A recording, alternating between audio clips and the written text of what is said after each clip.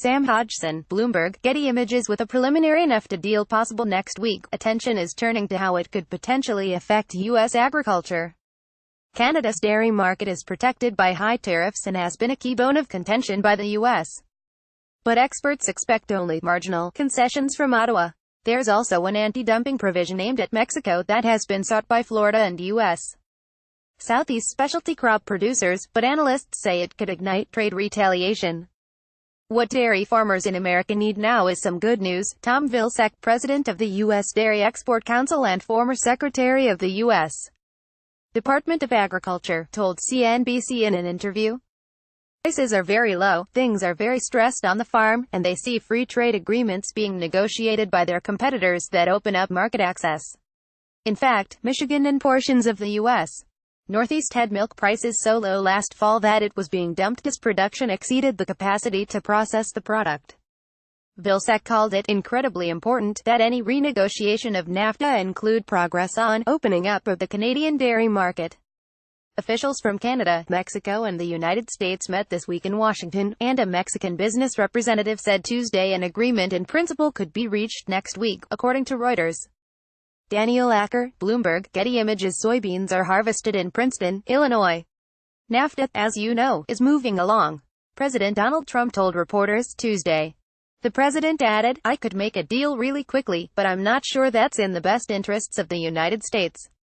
But we'll see what happens." Mexico and Canada, together, represent nearly one-third of total U.S. agricultural exports, or about $40 billion last year, according to the USDA.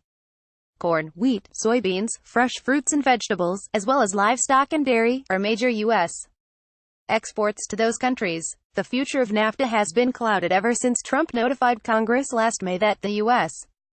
wanted to renegotiate the deal with Mexico and Canada. During this time, Trump has threatened to scrap the 24-year-old trade agreement. Pulling out of NAFTA would be a horrendous mistake, said former USDA chief economist Joseph Glauber, a senior research fellow at the International Food Policy Research Institute, an agriculture think tank based in Washington. There are some improvements that can be made in this agreement, but understand that status quo is a far better deal than getting bad changes to this agreement. Amid the uncertainty over NAFTA and strained relations with the Trump administration, Mexico has looked to diversify trade partners beyond the United States. Mexico strengthened its trade ties with major producers in Latin America and looked for new suppliers of corn, wheat and soy, among other commodities. Mexico is the top buyer of U.S. corn, but shipments of corn from Brazil soared more than 900% last year. On Saturday, Mexico announced an agreement in principle on an updated free trade agreement with the European Union that will allow more goods to be exported tariff-free, including in the agricultural sector. Vilsack said the new Mexico-EU trade deal could potentially impact access to a market that we have been dominant in. He added that there's also the recent EU-Japan trade agreement, and one of the EU's biggest food exports to Japan is dairy products. Mexico ranks as the largest U.S. dairy export market, accounting for about double the size of the industry's number 2 market, Canada. One of the biggest global competitors for American dairy producers is the EU, the leading exporter of many dairy products, particularly cheeses. For Trump, concerns about NAFTA go well beyond agriculture to industries such as auto manufacturing. But when it comes to agribusiness, the president has been very vocal in the past about Canada's dairy industry. A year ago, Trump tweeted about Canada hurting U.S. dairies in border states such as Wisconsin and vowed the U.S. will not stand for this. He also fumed, "What they have done to our dairy farmer workers is a disgrace." Trump tweet. Even top Democratic lawmakers have weighed in on the Canadian dairy restrictions and pressed the Trump administration to act. Chuck Schumer, DNY, vented this week about reversing restrictive dairy pricing policies in Canada that are hurting our dairy producers at their core. The Senate Minority Leader also revealed in remarks delivered during an appearance at an upstate New York dairy farm that if the Canadian situation is not addressed in the updated NAFTA, it would be unacceptable. Canada uses a supply management program to support various agricultural sectors, including dairy and cheese.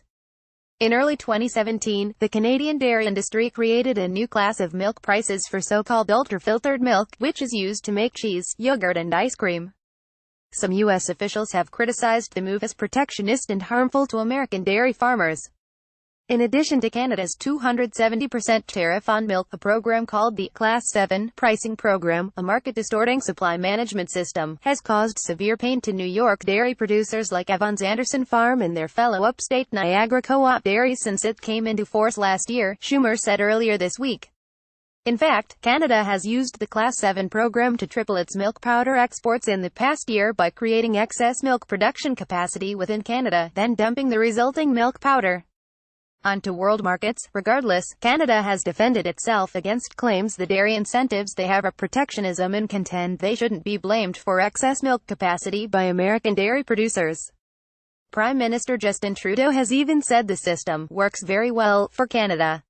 U.S. and Canadian experts say there's a slim chance of major dairy concessions from Ottawa. They point out domestic pressure from Canada's dairy industry is significant and complicated by elections later this year in the two large dairy provinces, Quebec and Ontario. They'd walk away from a deal before they would actually give up supply management at this point, said Kevin Carmichael, a senior fellow at the Centre for International Governance Innovation, a think tank in Waterloo, Ontario. It's just too sensitive for the Canadians to secure trade agreements with the EU and the Trans-Pacific Partnership, though Canada granted some dairy access. As a result, Carmichael expects Canada will do same for the United States, but he suggests you're going to see something marginal. Others agree no significant concessions from Canada are likely on the dairy side. They won't liberalize dairy very much, said Gary Clyde Huffbauer, a former U.S. Treasury International Trade official who is now a senior fellow at the Peterson Institute for International Economics, a nonpartisan think tank in Washington, D.C. They might do some token stuff on ice cream, but it won't amount to anything. Meanwhile, some U.S. Southeast agricultural groups representing specialty fruit and vegetable producers want changes in NAFTA 2.0 that would allow them to pursue anti-subsidy and anti-dumping cases or seek temporary import quotas. They accuse Mexico of dumping products such as seasonal tomatoes and other fresh produce into the U.S. market.